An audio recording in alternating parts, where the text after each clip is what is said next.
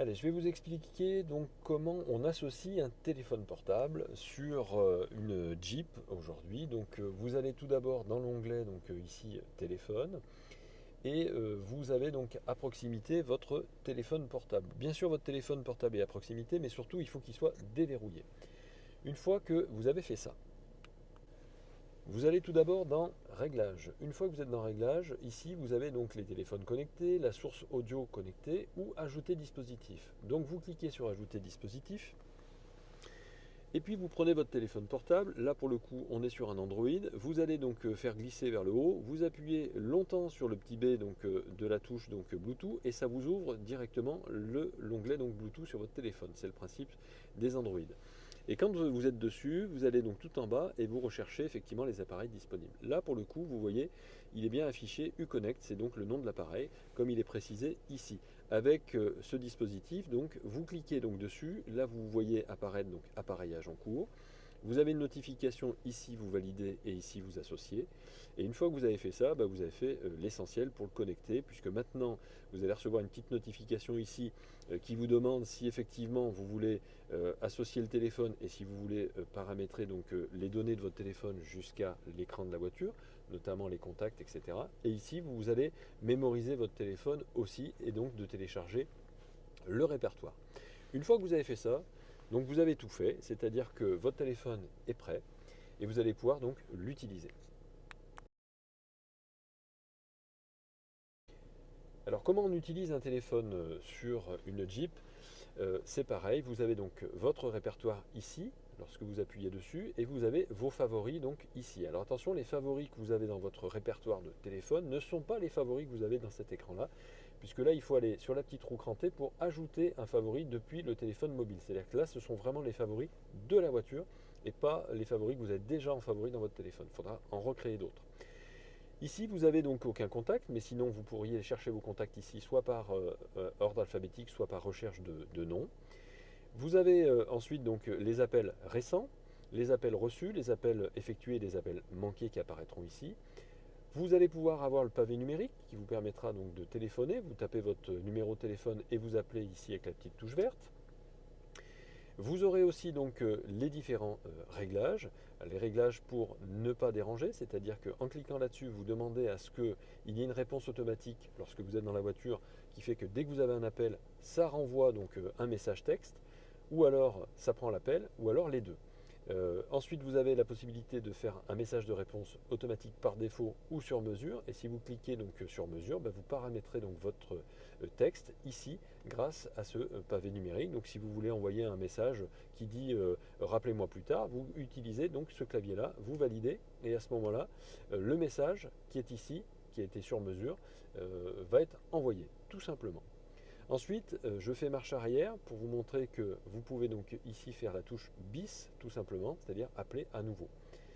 Bien sûr, vous appelez ici et puis vous décrochez donc ici. Là, vous avez un raccourci donc pour dire ne pas déranger. À ce moment-là, vous avez le petit sens interdit qui apparaît ici dans les raccourcis.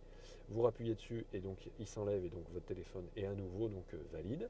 Vous pouvez donc avoir la touche muet lorsque vous êtes en train de converser pour ne pas avoir le micro qui est activé. Donc, vous avez donc le transfert d'appel et vous avez la possibilité de faire un appel conférencier donc avec plusieurs interlocuteurs. Et ici, vous voyez apparaître donc vos favoris. Donc, si jamais vous avez mis un favori, eh bien, il apparaîtra ici.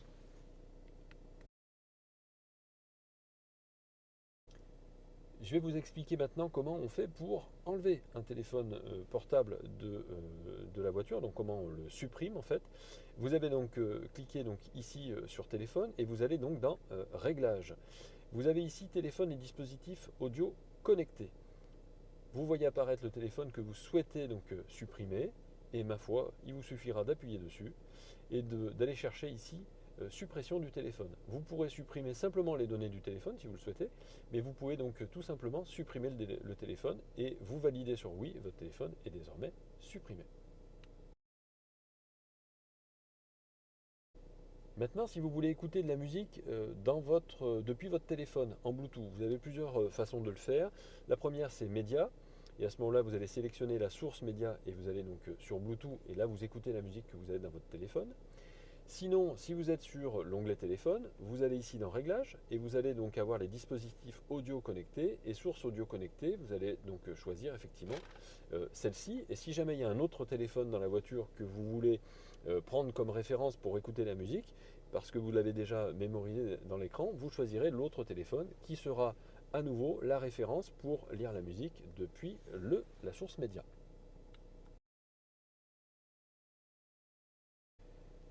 Je vais vous expliquer maintenant comment vous pouvez faire fonctionner donc Android Auto depuis votre Jeep. Donc tout d'abord, vous associez votre téléphone en Bluetooth, ce qu'on vient de faire.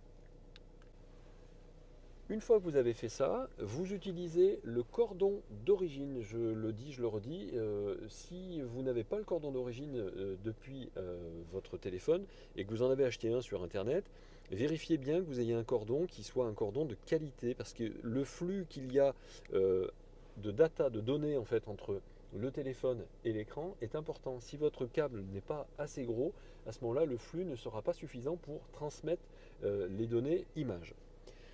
Ensuite, une fois que vous avez fait ça, vous avez donc votre téléphone qui va dire bienvenue dans Android Auto. Bien sûr, vous avez téléchargé préalablement l'application Android Auto sur votre téléphone. Et puis vous suivez les instructions de votre téléphone. Là déjà, il vous dit de déverrouiller donc votre écran. Donc c'est bon, votre écran est déverrouillé. Et une fois que vous avez fait ça, vous avez une petite notification qui vous dit que votre accessoire USB donc est connecté. Vous appuyez donc dessus. Alors je déverrouille effectivement. Voilà. J'ai appuyé dessus et là vous avez donc à autoriser le transfert de fichiers. Si vous ne le faites pas, ça ne fonctionnera jamais. Déjà ça c'est la première chose, c'est-à-dire que vous acceptez le fait qu'il y ait des transferts de données entre votre téléphone et l'écran. Une fois que c'est fait, vous suivez toujours ce que Android Auto vous demande. Parfois, ce n'est pas le cas aujourd'hui, mais on va vous demander de serrer le frein à main pour pouvoir lancer déjà la procédure d'association. Là, on vous a demandé simplement d'activer le Bluetooth, c'est fait, et d'autoriser la voiture à accéder aux notifications de votre téléphone, c'est fait. Vous faites suivant, et vous voyez apparaître effectivement Android Auto qui apparaît ici sur votre véhicule. Le chargement peut être long en fonction des téléphones, et une fois que c'est chargé, il vous suffira d'appuyer sur Android Auto ici pour le voir apparaître donc à l'écran. Ça, c'est, pour vous rassurer que je vous le dis, c'est que la première fois que vous allez le faire. Après, le fait de brancher votre téléphone directement grâce au câble ici sur la prise USB fait que ça fonctionnera tout le temps. Donc ça, c'est vraiment la première procédure à faire. Voilà, désormais donc vous avez Android Auto dans la voiture, donc il apparaît donc ici avec donc toutes vos applications que vous allez voir donc sous forme de logo. Donc vous allez pouvoir utiliser Waze bien sûr, le téléphone. Donc le téléphone fonctionnera ici comme sur votre téléphone.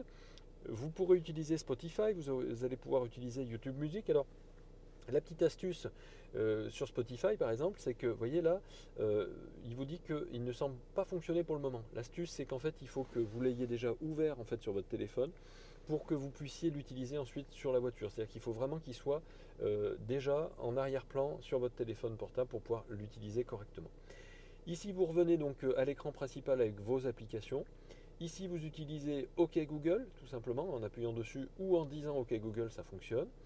Et puis, donc, vous voyez apparaître, bien sûr, la pile de votre téléphone ici. Et vous allez pouvoir avoir les petits raccourcis des différentes applications que vous avez déjà utilisées précédemment.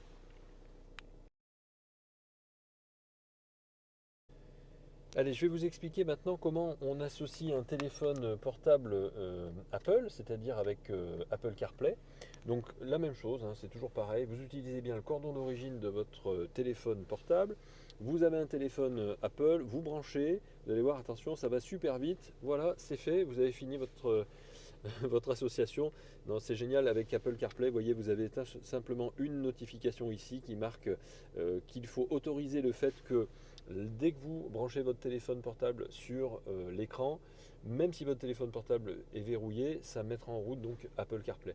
Alors je dis c'est génial parce qu'effectivement il y a vraiment zéro autre chose à faire. On n'a même pas besoin de mettre son téléphone en fait en association Bluetooth au préalable.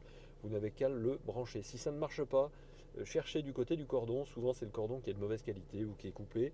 Parce que si le cordon est coupé ou que le cordon n'est pas d'origine, le cordon n'est pas assez gros pour transmettre en fait les images Parce qu'il y a beaucoup de données en fait qui passent à travers donc, ce câble.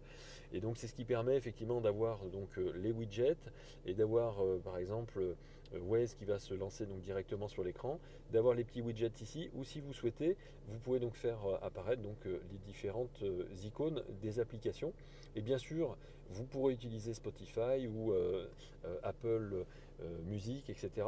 La seule chose, c'est que souvent, ce qu'il faut faire, c'est lancer Spotify déjà sur votre téléphone en arrière-plan, et dès qu'il est en arrière-plan, à ce moment-là, donc il va pouvoir fonctionner sur cet écran.